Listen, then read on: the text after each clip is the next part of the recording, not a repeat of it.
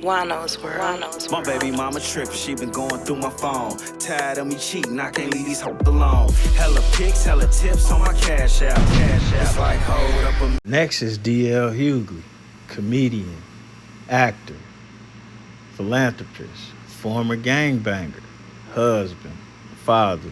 D.L. Hughley might be my favorite person on this list. As a matter of fact, he used to be one of my favorite people in Hollywood.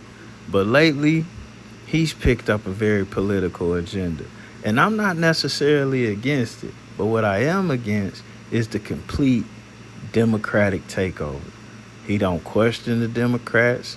He don't argue with the Democrats. He supports absolutely everything that they do and even make excuses for it. And when the Democrats come to the black community and ask for our vote and don't promise to do or give us anything, he seems to be perfectly okay with that. And in his understanding, or at least how he purveys his message, is we should just vote Democratic, period, because the other guy's worse.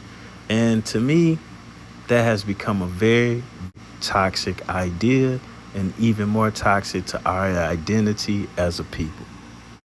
For example, when Kamala Harris was running for president, he scolded black men for not being comfortable with voting for her, totally leaving out the point that our vice president, as a governor in his state, put tampons in little boys' bathroom and was overly supportive of pushing the gender politics on kids. And I don't know if D.L. Hughley is out of touch with the community that he supposedly represents, but this is a humongous problem for us black people making less than $500,000 a year. Oh yes, a humongous problem. For the simple fact, some of our kids just want to be kids. Also for the simple fact that some of these little boys get tired of you telling them to be men when you allow little boys who say they are not little boys to never have to be responsible for anything.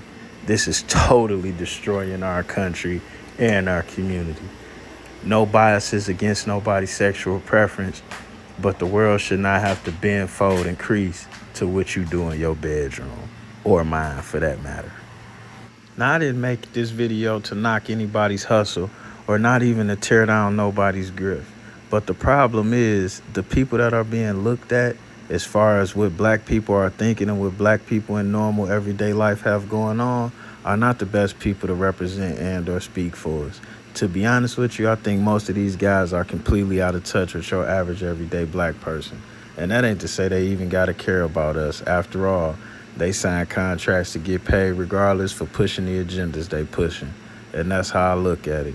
And it's also how a couple white people look at it. And that's why they feel that we're timid and docile and they can just drown you or hang you or drop guns in your neighborhood and mess up the housing market and make you kill each other.